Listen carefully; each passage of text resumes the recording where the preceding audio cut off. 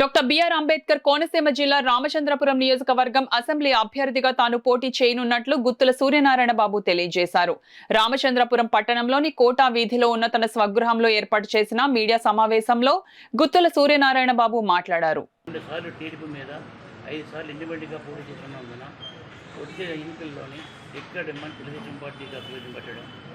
జనసేన గతంలో ఇస్తారని చెప్పేసి ఇవ్వలేకపోతే ఈసారి చెప్పేసి టికెట్ అభివృద్ధి చేయడం, గతంలో బీజేపీ కూడా నేను సపోర్ట్ చేశాను, మీ పొత్తులో అవకాశం ఉంటే మీ పొత్తులో కూడా సీట్ ఇప్పించని చెప్పి 3 పార్టీలు కూడా పొత్తులు ఇమ్మని దరఖాస్తు చేయడం జరిగింది.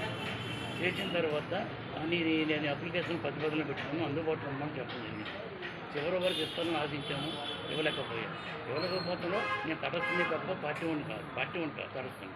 అందుకే పార్టీకి నేను నష్టపోలేదు, పార్టీకి నేను నష్టం చేయలేదు.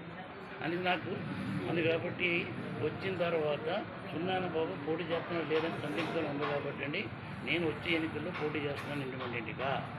రేపు 22/4/2024 వరకు నామినేషన్ వేస్తున్నాను అని ప్రకటించడం కోసం, మంచి చేయడం కోసం ఈ సమావేశం ఏర్పాటు చేయడం.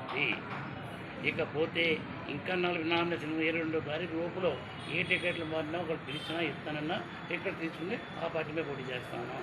ఇవ్వలేకపోయినా సరే ఇండిపెండెంట్గా పోటీ చేయడానికి సిద్ధపడి ఉన్నాను.